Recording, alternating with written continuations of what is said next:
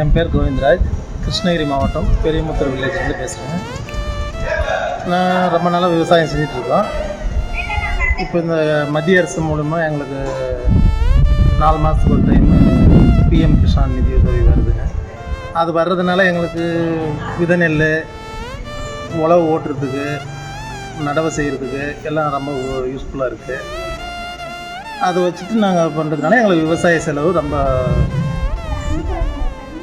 இதாகுது. செலவினம் வந்து எங்களுக்கு மத்திய அரசு செய்கிறதுனால எங்களுக்கு கொஞ்சம் குறையுது.